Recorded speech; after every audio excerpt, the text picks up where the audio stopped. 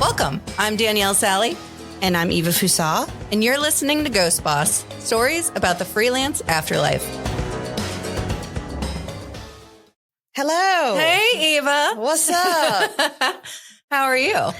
I'm doing well. I have a confession. What? I assigned us homework last week. You assigned the homework. And I didn't do the homework. Of course. I did the homework and I'm the one that doesn't listen. I know. In my defense, I was traveling again last week for another conference. The difference between last week and the week before was I was the whole conference last week. Right. So I had to get everything packed up and get to Atlanta. So I was a little busy. Right. A little bit. Right. Doing that. Okay. No, that's fine. Right. So, and in the previous episode, we talked about our audio consumption habits while we're working, while we're not working. And Eva was shocked that I really don't listen to things. I go long periods of time in silence and I can just do that. And so she thought it'd be interesting if we both track how much audio we actually listen to during the day. Right. So I did the homework. Okay. So now I did some retroactive homework. Okay. Let's hear I crammed for the test because there's ways for me to go back and calculate after the fact. Right. So tell me your number and then I'll tell you the number I can prove and what I think what that is actually, right? So I had, and we'll get into it. I had an interesting day on the day we tracked it. So overall, the entire day, probably only 4 to 6 hours for the entire day. Wow. Yeah. Okay. Okay. So what was yours? So, Audible lets you go back and look for the last week, your consumption by day. My consumption on that day was 3 hours and 47 minutes. Okay. Just in Audible. Just in Audible. I know I listened to at least 2 Sanjay Gupta podcasts that day. So that was probably a little more than an hour. Yep. And then I know I was online most of that day, prepping for the conference, making agendas and badges and all that kind of stuff. So that was probably another 4 hours. Okay. You killed me. Maybe 5. All right. And I very clearly remember sitting in bed and stuffing badges, right? Like watching 90 Day Fiancé Last Resort, right? Course. Like you do. I got to see what Asuelu and Kalani are doing, man. So 3:45, we're going to round 3:45. Yeah. And then like an hour of Sanjay Gupta, so now we're up to 4:45. All right. Then probably, let's say 5 hours of background TV. Okay, that's fair. I think I'm being conservative. I think you are too. I think I'm probably being very conservative. Probably. So we're talking 9 hours and 45 minutes. And then I probably had to listen to some music when my son was with me. So there's probably another hour. Easily doubled me. Yeah. So maybe 11 hours of listening time. Wow. And I will say, and this will kind of get us into this week's topic. My day was interesting because I had so many projects that I needed to wrap up. And I'm a very firm believer in setting work hours, even if you're freelance. I think it's really important. But I was kind of behind because we had that work conference 2 weeks ago and I was still trying to play catch up. And I was working maybe until like 9, 10 o'clock at night. And I was in the zone.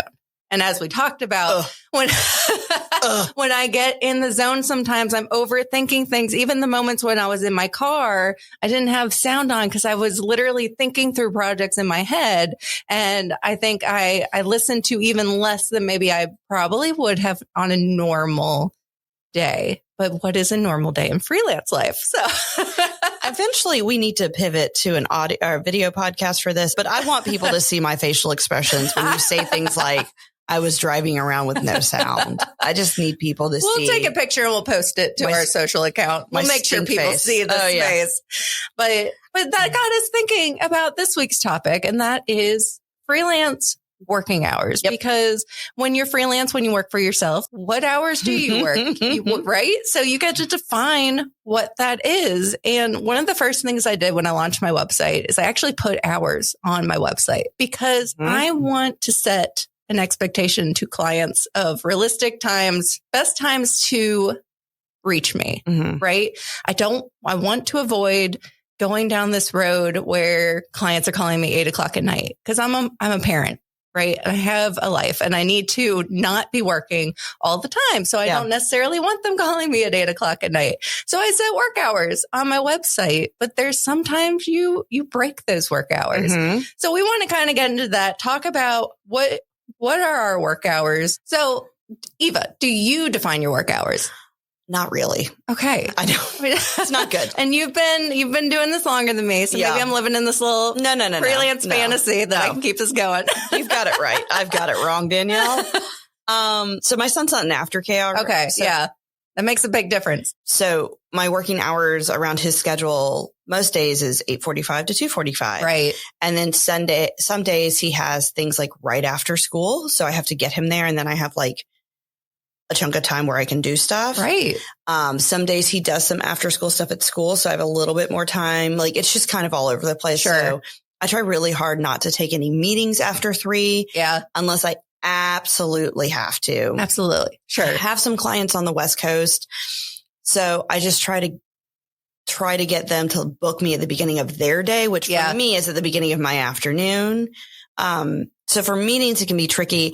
I will say the workflow of working with some of my clients on the West Coast has been kind of nice because they send me stuff at the end of their day and then I'll do it at night. Yeah. And so when they get up, catch up. right. Or sometimes I do it first thing in the morning, but when they get to their desk, now I've done whatever they've asked me for. So I'm doing this full time. Yes. Without full time dedicated hours. Right. So like 8:45 to 2:45 is what, 6 hours in a day. That's provided I'm at the desk the whole time. I'm probably not. Right. Like I got to go to the pharmacy. The dogs have to go to the vet. I got to let the pest control guy in. I'm going on a walk, whatever. Right. I got to load the dishwasher, what have you. And so that really only gives me like 5 working hours in a day. Sure. And that's a 25-hour work week, which is not, that's not full time. So I have to work at night to catch up and I have to work a little bit on the weekends to catch up. My goal. Okay. Let's hear it. My goal is to only work 2 nights a week. Okay. That's good. I have not met that goal recently just because it's conference season. Listen, it's a weird time. October's tough. Yeah. October. And I've heard this from a lot of freelancers that are doing the same type of work we're doing. The quarter 4 is just intense. Yeah. And October in particular is very intense. So, I mean, I think that allow yourself some grace in this month. Yeah. I mean, it's been fine. I mean, the thing about freelancing is like, I used to also have to work at night when I had a corporate job. Not all the time. Typically, if I was working at night, some anomaly had happened, right? Like we were prepping for an event. Maybe I mismanaged my time that day. Maybe somebody else mismanaged my time, or I needed to take a half day for whatever. And so I was catching up. The difference is now is like when I'm up late on my laptop doing my work, like in my mind, like I can hear like the dollar signs. Sure. Yeah. Because I'm making money. And so, it just feels very different. Yes. To see that. I will say it does to me makes a difference. I feel like, I had to work a lot of late hours and sometimes weekend because we just had so much work at my old job. And I'm like, it almost made you, I don't know. Part of why I wanted to go freelance is I wanted more control over my time and how I spent it. And now if I'm having to work over the weekend, it's because I'm the one that made that decision. And I don't feel as resentful is not the right, maybe it is the right word, but I understand why I'm doing it. And I kind of know during the week, like I need to do some weekend work just to catch up on things. Yeah. Or this week I knew Tuesday was going to be crazy. And because my daughter has gymnastics every Tuesday in the afternoon, I know Tuesday afternoons are a wash for me. Yeah. Which means I'm probably going to do additional work on Monday or maybe like this weekend in particular. I worked all day Sunday. Yeah. Just to make up for the fact that I knew today is going to be crazy and it's end of the month. It's billing time. Yep. So you got to try to hit those hours. Do it. Sure. Yeah. But I am a big advocate for setting work hours. A lot of this came from when I was working in an agency. To me, so much of improving your mental health came from setting boundaries and defining work hours. Yep. And so when I went into freelance life, I kind of just said to myself, okay, my website, I think I say 9 to 5 on there. I'm usually starting before 9. Sure. There's oftentimes I probably go till 6 and then take it a step further. My my meeting link that I send to my clients to book. Sometimes I make sure certain times are blocked or they can't block certain periods of. They can block your calendar? Well, they can put a meeting on my calendar, but I block it. Your clients can put a meeting on your calendar? Yeah. With Calendly? Yes. Calendly? Calendly? I don't know how to say it. Calendly? I love it though, but I always just send them that link. Oh, I see what you're saying. Yes. I thought you meant you just gave them unfettered access to your Outlook. No. Because that was one of my problems in-house is like I would put blocks on my calendar so people couldn't. Right. Like when I was in-house, Fridays are really quiet, so I blocked my Fridays because it's when I got all my work done. I used to annoy people so badly because I used to block noon to 1 o'clock. For lunch. And it's just to make sure I eat food or to make sure I work out or if I'm slammed or if I had a big project, I would actually block time on my calendar to do the project. I've done that before. And I know there are certain account managers that would get frustrated or like, oh, Danielle can't meet at lunchtime again. But it's just because it was for my sanity. Right. So, and I encourage everyone to do it. I used to do a presentation called Keeping Your Team Sane. And one of my talking points on there, one of my tips was to block time on your calendar, not just for meetings. Right. And I think that's the best suggestion that you can take. I always hated lunch meetings. They're the worst. Well, look, and some people like them because you get food. I hate having. They never fed me during these lunch meetings. That's just rude. They would just book. They were like, well, we can only meet from noon. Listen, to if you're booking a meeting with me at noon, you better be feeding me. Or if it's a virtual call, I better get a DoorDash gift card.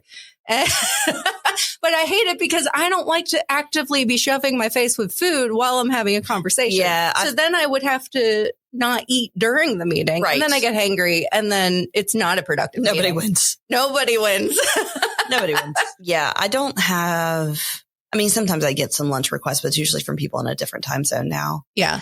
I try to avoid it. If it's a big group call and there was nothing they can do about it, I've taken calls where I'm off camera. Sure. Like, where I'm just like, I'm here, I'm listening, I'm sorry, I'm eating my lunch. Yeah. And that is my one exception. Eva and I are both involved in American Advertising Federation, and we have volunteer leaders that are all over the country. And my one exception to my lunch meeting is anyone that's in non-East Coast. But you know who I find is the most difficult is Central. I struggle. See, I don't have a lot of Central clients. We're like, I feel like we're coast man, people. I have so many in Central Time, and I get more confused with Central Time than any other time because it's only a 1 hour difference. But I feel like it's a 1 hour difference in the direction I don't want it to be. So I'm always like, oh, yeah, that time works. Oh, no, it does not. Yeah. I don't like that time. But, that's my one exception is to work with the time zones. Yeah. I don't like it, though. I don't run into it a ton now. And if I see it, I just have nobody really has access to my calendar. I have a Calendly. I hope that someone from that company listens to this podcast and corrects us. Well, so we know. They're not going to sponsor us because we can't say the word. They will learn to say it if you sponsor. I do use it if I have a bunch of stuff to schedule. Yes. Like when I was doing my board recruitment for AAF. The polls. I did it that way. Yes. And I use the polls. But typically I'm doing one-off stuff and it's easier just to kind of. Okay, sure. If I'm have a potential new client or even actually an existing client, I usually just send them that link because I hate going back and forth in emails trying to figure out a time. Now it's different if I'm in person with them, obviously, but it's nice that instead of going back on a couple emails, like here's 10 suggested times, will you pick one? Then at least they can be like, just pick the time that works best for you. Yeah. I made this mistake. Yeah. I sent out the link and I didn't put any, parameters. No, I didn't tell it to put time between my meetings. Ooh, you can do that. No, I know now. Well, right. Yeah. I didn't know that at first either. It is, a very nice thing to make sure that you have that setting. Right. Because I had a coffee meeting at one place and then a Zoom call immediately after. Maybe it was the other way around. It's great for virtual calls and virtual meetings. And it's tough when you actually have to go somewhere because it's not necessary. Well, maybe you could put the travel time in there. I think you can. Yeah. Well, I've known a lot of people in sales, and people in sales will put travel times on their calendar. Yes. And I'm just not in that habit. You're right. And I look at I always have a running list of what I need to do this week or next week or whenever, what we're looking at. So I also have to look, I'm like, okay, so we're free. I'm free all day Tuesday. Okay. But look at what's due next week, right? Right. Do you need some work time on Tuesday? And in those moments, I decide, well, do I need the work time, or is this meeting really important to book on Tuesday? So can I shift that work time to nighttime? Right, yeah. Can I do it Monday night? Is the due date flexible? Did I promise a due date? Right. And that's usually when I end up working late or weekends, it's because I booked too many meetings during my week. Oh, 1,000%. Yes. And it's hard because I'm good at balancing out exactly how much time I need to work on a project. Yeah, I'm good at estimating it. But you're not going to turn down a potential new client to meet. Tomorrow, I think I have 3 lined up. Right. Did I plan that for the beginning of the week? No. Am I grateful for it? Yes. Right. Right. So I have some, anytime there's an event coming up, somebody will end up calling me during the day about something, and now I'm sidetracked on that. Yeah. I have a client in politics, and you're getting busy. Very busy. So I get calls about that, right? Because we're getting close to this is going to air after the election, but we're getting close to election day. Yep. Where we stand right now. So 4 hours of work cropped up for that last night. That wasn't on the docket. And then I have some clients that, they get stuff to me, but there were several internal steps by the time they get it to me. So the original timeline they were looking at now is different. So by the time they work it out internally and hand it to me, it's pushed the timeline down. Right. And then with a lot of clients, I'm sure I had this experience in-house. I'm sure you had this experience when you were at the agency, and you probably still do now.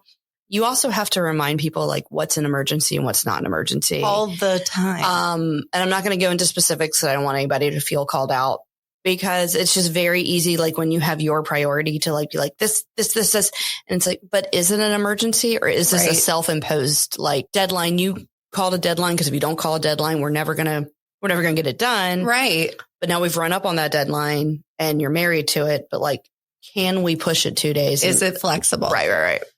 And that kind of makes a good point to the next thing I want to talk about, which is when we work for ourselves. Mm-hmm. We don't have our coworkers anymore. And when we have too many projects, when we have too many meetings, if we want to take a vacation, we don't have anyone to help balance out that workload. Right. Before, we had a team that we could work with. I could make sure I'm covered, all of the things. Now we don't have that.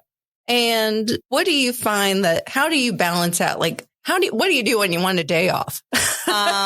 You keep working. Yeah. I need to be better about that. Actually, I'm going to set a future episode goal. Okay. In 4 weeks. Oh, snap. In 4 weeks, let's talk about what we both are, but particularly me, because I'm setting a goal for myself. Yes. What I'm going to do in the next 4 weeks to take better care of myself, not only in my personal life, but how to balance, because I've just been going hard for several weeks now, and this is not sustainable, and it's been fine. I've had a lot of stuff going on, but I got to get out of this habit of just grinding constantly. Okay. So in 4 weeks, let's talk about that. Let's talk about it. And I have tips because, again, I have your PowerPoint. You have my PowerPoint. We're joking, but it was, I got lots of calls. No.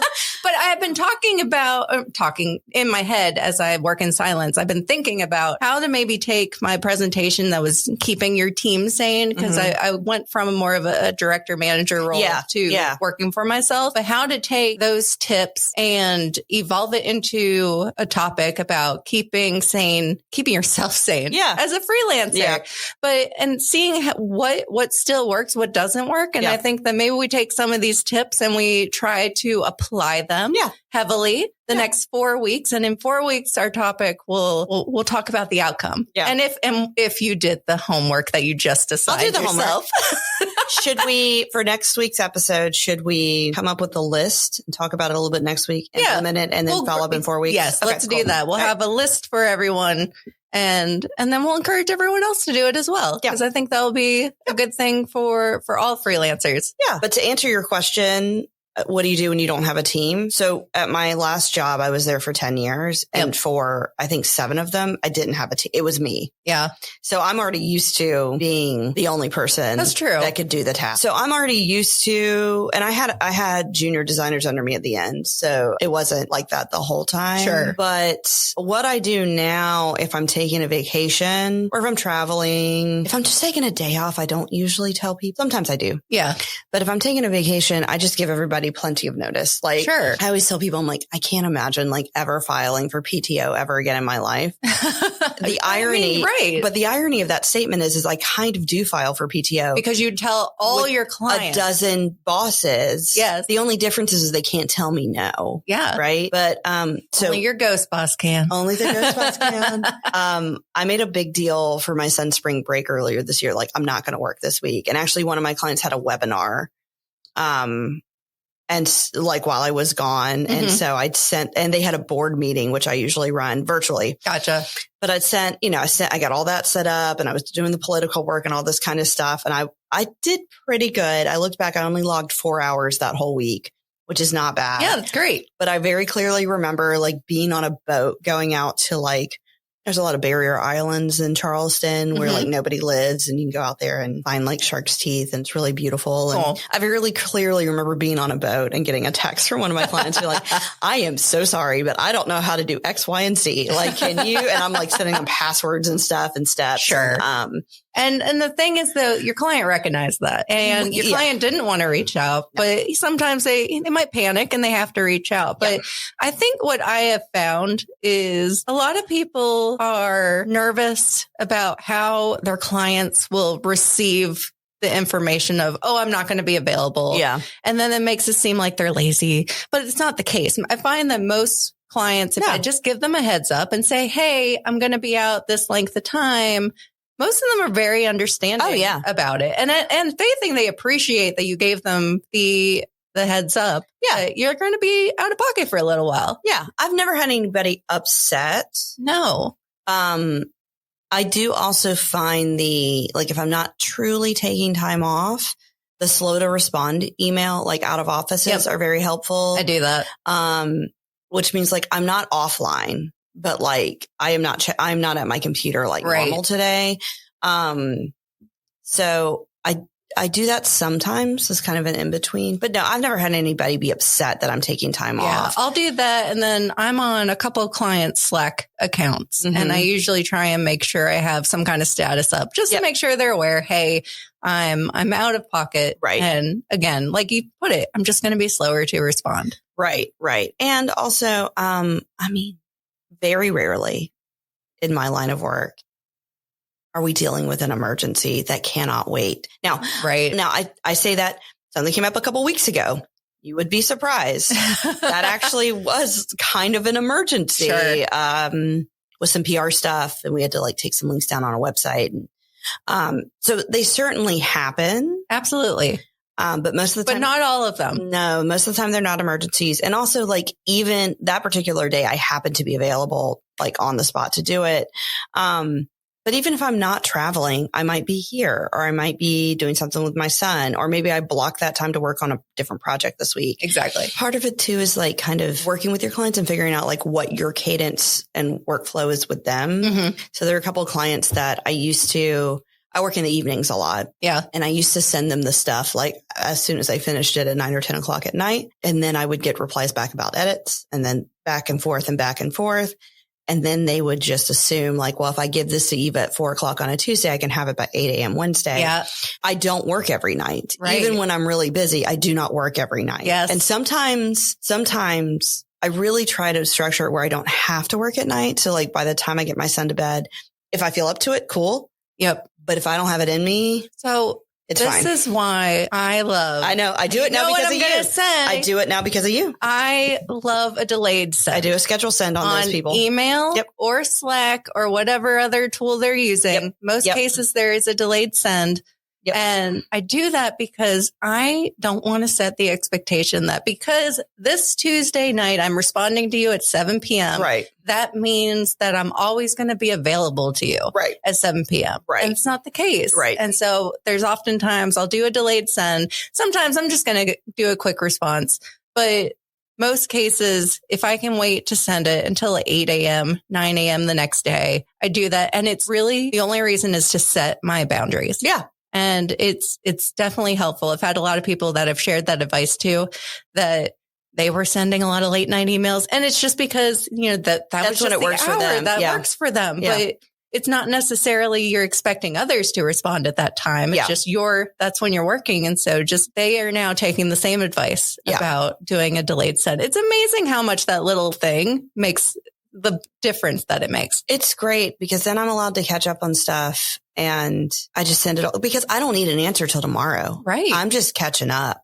Right. Exactly. I love a delayed send. Recently too, I received an email from somebody and at the bottom, it said, I am sending this email when it's convenient for me. However, our traditional office hours are 8 to 5. So please do not feel the need to respond. That's nice. If you're receiving this outside of those hours. How many late night emails do they send that needed to be in their email signature? Well, they're part of like a big national company. Okay. No, it's not just them. It's part of a big national company. They're breaking the rules a lot. No, well, and I received that email she emailed me in the middle of the day. Sure. I like that because that not only I feel like that set the boundary back to the recipient, right? Like not just setting the boundary for the person sending the email. That was like, you also don't have to respond to me just because I happen to email you back at 8:30. Absolutely. I liked it. Yeah. I liked it. I would like that too. I'm probably not going to put anything. I mean, I don't have a very extensive email signature. Somebody pointed out to me recently, I don't even have the phone number in my email signature or on my website. I would add that. I don't want that. Now, okay, I don't have my phone number on my website because I rather, them use the Calendly app. But, and then we'll set up a meeting, but I don't have my phone number on there. I do have my email on there. I have my email. Yeah, on my website. And then but my email signature does have my phone number. It probably is on there. I just don't use it a ton because I'm 95% of the people I email with I've talked to before, so I don't need the full signature. The reason why I don't have my phone number public anywhere is because I already get 1,000 spam emails. I don't want phone calls too. Yes. So I'd rather a new client or whatever email me and we set up a time. Yeah. Because I don't want somebody just calling and just jumping headfirst in. No, I will say, and I don't know if this is the best advice as a business owner, but I do screen unless I know. If I don't know the number, I'm still screening every call. Let it go to voicemail, screen it, unless I know who they are so I can hear the voicemail because I like to be prepared when I speak to you. I mean, you even text me to tell me you're cold calling me. So. Yeah, because I'm an elder millennial and I know what I'm supposed I understand the assignment. You understand that not only am I also elder millennial, but being an introvert, you don't call me just out of the blue. I call people and I start with nobody's dead. Yeah. I'm just driving. I have to do the same thing with my dad. If he calls me, I'm like, oh my God, who died? But there was a period of time there where people people were dying. Right. And I was like, Dad. And he's just like, oh, just chatting. You can't do that. So now he knows. And I appreciate a text. Yeah. Before a phone call. Yeah. So I take cold calls if they're from cities. What? All right. Hear me out. Oh, no. Hear me out. That's fine. I get a lot of spam calls from rural South Carolina. Okay, fair. Clover, South Carolina. I get Clover a lot. A lot, right? So, but if it says Philadelphia, Pennsylvania, Portland, Oregon, I will answer that because it's probably an actual person. Sure. Right? If it's some weird suburb of Austin, Texas, I'm not going to answer. Sure. It's funny though, because there's somebody, Andre, who is on the Triprams board with us. Yes. There was a while that every time I called him, he wouldn't answer the phone. And then he didn't realize it was me for several days later because I grew up in Aiken. So it says Aiken. It says Aiken, but I've not lived in Aiken for 20 something years. Right. Not everybody knows I'm from Aiken. Sure. And Aiken is one of the spammy phone. I get a lot of Aiken. Yeah. You know what I also get? And it throws me because it's my last name. I get a lot of Sally, South Carolina. Yeah, that's near Aiken. It's in Aiken County. Right. So it always throws me because I see that and I'm like, oh, I know no one. Yeah. It's next. Well, no, it's next door to Wagner. They have one high school. Oh, we've Wagner driven Sally. through. We've driven through. So it's funny that I will not answer phone calls unless you're like from a city. Right. And then people won't answer my phone calls. But I've had this phone number for so long. I'm not going to change it. I'm not going to change it. You're stuck in Aiken forever. Oh, okay. So that was one of those moments where I wish we had video so people could see your face. You do, actually. We don't have any video of you, but you got video of me. I love it. But yeah, so I take some cold calls. Yeah. I take some of them. I also got to be in the mood, man. But I'm never in the mood is the problem. Danielle, I am so anxious though that if a call comes in and it looks like it might be legit and I let it go to voicemail, the 45 seconds it takes for the voicemail to upload. Just transcribe. I'm like, oh my God, what happened? Who are you? So I would rather just answer because I'm so anxious. No. Yeah. No. Mm-mm. All right. So we have some homework that we're going to do, but we do. So next week, when we have our topic, we're also going to have a list of things that we want to do for the following 4 weeks of how to make improvements. Just balance, just have a better work-life balance. We'll throw that term out there. People love that term. Yeah. And that'll be our homework. Yep. All right. We'll see if I actually I'll do that homework. We'll see if you do the homework. That'll be the big thing. Well, I have to the homework because I need to do it because you need to do it. I do. I had a bunch of time to myself on Sunday and I did a bunch of stuff and then I had like a little break and I was like, I should not clean or do work now. Listen, this is and I didn't know what to do. This is homework we want to do. I need to do it. Yep, exactly. I made my neighbor talk to me for like 45 minutes. That's my nightmare. And I love my neighbors. I was like, Alice, what are you doing? Come sit on my porch. Anywho, okay. So we will see y'all next week. Yeah. Thanks for listening. Thanks so much. Talk soon. Bye. Remember to follow us on Instagram and TikTok at Ghost Boss Podcast. And also please like and review us on your favorite podcast app.